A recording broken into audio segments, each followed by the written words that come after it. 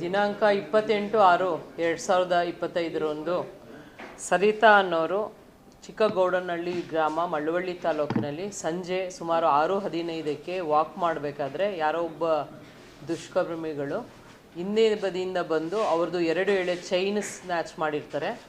ಅದು ಸುಮಾರು 25 ಗ್ರಾಮ್ ಇರುತ್ತೆ ಅಂತ ಹೇಳಿ ಅವರು ಒಂದು ಫಿರ್ಯಾದನ್ನು ನೀಡಿರ್ತಾರೆ. ಇದಕ್ಕೆ ಸಂಬಂಧಿಸಿದಂತೆ ಕಿರುಗಾವಲು ಪೊಲೀಸ್ ಠಾಣೆಯಲ್ಲಿ ಮೊಕದ್ದಮೆ ನಂಬರ್ 61/25 ಕಲಂ 309 ಸಬ್ ಕ್ಲಾಸ್ 4 BNS ಅಲ್ಲಿ ಪ್ರಕರಣವನ್ನು ದಾಖಲು ಮಾಡಿಕೊಂಡು ಇದಕ್ಕೆ ತಂಡವನ್ನು ರಚಿಸಲಾಗಿರುತ್ತದೆ. ಇದು ಅಡಿಷನಲ್ SP ತಿಮ್ಮಯ್ಯ ಹಾಗೂ ಗಂಗಾಧರ್ ಸ್ವಾಮಿಯವರನ್ನ ಒಳಗೊಂಡಂತೆ DSP Yashwant Kumar, CPI Sridhar, PSI Ravikumar, ಸಿಬ್ಬಂದಿಗಳಾದ Riyaz Pasha, ಪ್ರಭು ಸ್ವಾಮಿ, ಲೋಕೇಶು, ರವಿಕಿರಣ್, ಕಾನ್ಸ್ಟೇಬಲ್ಸ್ಗಳಾದ ಸಿದ್ದರಾಜು, ಶ್ರೀನಿವಾಸ್, ಮಧುಕಿರಣ್, ಶಿವಕುಮಾರ್, ರಫೀಕ್, ನದಾಫ್, ನಾಗೇಶ್, ಬಸವರಾಜು, ಮಹಾದೇವಸ್ವಾಮಿ ಮತ್ತು ನಾಗರಾಜ್ ರವರನ್ನು ಒಳಗೊಂಡಂತೆ ತಂಡವನ್ನು ರಚಿಸಲಾಗಿದ್ದು, ಇವರು ಆರೋಪಿಗಳಾದ ಸದ್ದಾಂ ಹುಸೇನ್ ಹಾಗೂ ಸೈಯದ್ ಅಯೂಬ್ ಇವರಿಬ್ಬರು ಮೈಸೂರಿನವರಾಗಿರ್ತಾರೆ.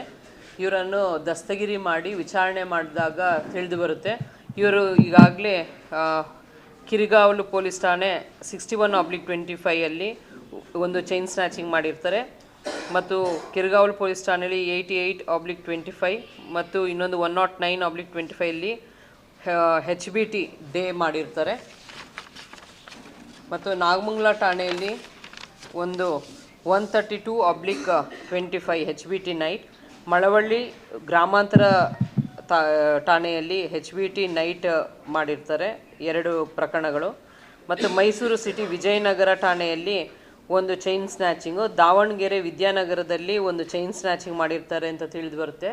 ಒಟ್ಟಾರೆಯಾಗಿ 230 ಗ್ರಾಮ್ ಚಿನ್ನ ಮತ್ತು 178 ಗ್ರಾಮ್ ಬೆಳ್ಳಿಯನ್ನು ಇವರಿಂದ ವಶಪಡಿಸಿಕೊಳ್ಳಲಾಗಿದೆ.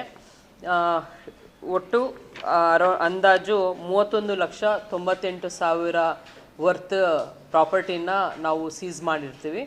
ಈಗಾಗಲೇ ಇವರು ಅಕ್ಯೂಸ್ಡ್ ಆರೋಪಿ 1 ಸದ್ದಾಂ ಹುಸೇನ್ ರವರು ಮೈಸೂರಿನಲ್ಲಿ ಒಂದು ಹಲ್ಲೆ ಪ್ರಕರಣದಲ್ಲಿ ಭಾಗಿಯಾಗಿರ್ತಾರೆ ಅಂತ ತಿಳಿದು ಬಂದಿದೆ.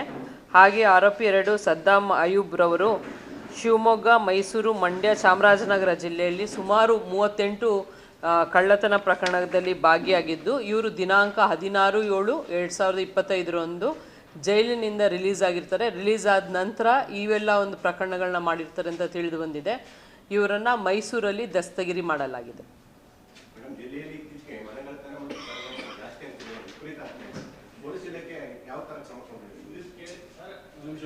ಹೇಳಿ.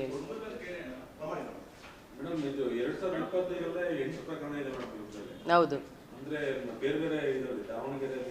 ಹೌದು ಹೌದು ಇಲ್ಲ, ಇಬ್ಬರು ಇದ್ದಾರೆ.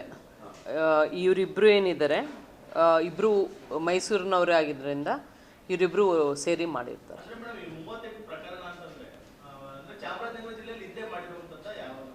ಇಲ್ಲ, ದಸ್ತಗಿರಿ ಅಂದರೆ ಅವ್ರು ಆಲ್ರೆಡಿ ಟೋಟಲಿ 38 ಪ್ರಕರಣ ಇದೆ ಅವ್ರ ಮೇಲೆ.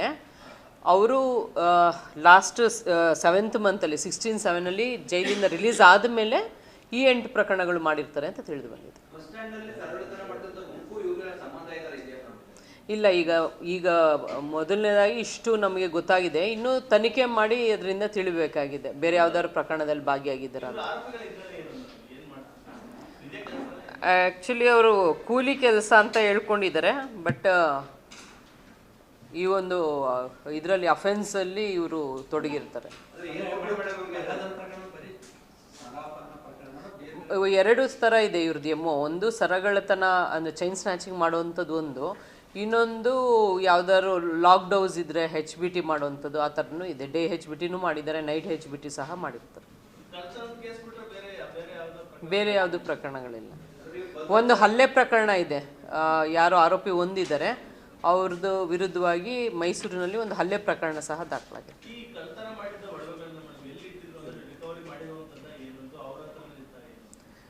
ಇದು ರಿಕವರಿ ಮಾಡಿರೋದು.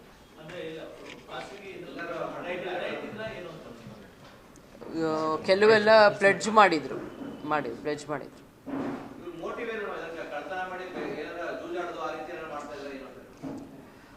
ಹಾಂ, ಅವರು ಲೈವ್ಲಿಹುಡ್ಗೆ ಅವರು ಏನಿದೆ ಅವ್ರದ್ದು ಶೋಕಿಗೆ ಆ ಥರದ ಕಳ್ತನ ಮಾಡಿದರು.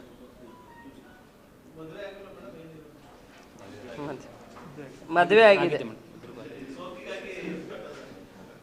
ಸಾಮಾನ್ಯವಾಗಿ ಕಿರ್ಗಾವಲು ಮಳವಳ್ಳಿ KMDOT ಪ್ರಾಂತ್ಯದಲ್ಲೇ ಜಾಸ್ತಿ ಕಳ್ತನ ಎಲ್ಲ ಬೇರೆಲ್ಲೂ ಆಗ್ತಾ ಇಲ್ಲ. ಆಗೋದು ಬೇಡ. ಪತ್ತೆನಾ? ಓಕೆ, ಪತ್ತೆ ಆಗ್ತಾ ಇರೋದು. ಓಕೆ ಓಕೆ, ಆಯಿತು, ನೋಡ್ತೀನಿ ಅದು ಏನಾಗಿದೆ, ಆ ಸ್ಟ್ಯಾಟಿಸ್ಟಿಕ್ಸ್ ಎಲ್ಲೆಲ್ಲಾಗಿದೆ, ಯಾವ್ಯಾವ ಥರ ಕಳ್ಳತನ ಆಗಿದೆ, ಅದೊಂದು ಸ್ವಲ್ಪ ಅನಲೈಸ್ ಮಾಡಬೇಕಾಗುತ್ತೆ, ಮಾಡ್ತೀವಿ.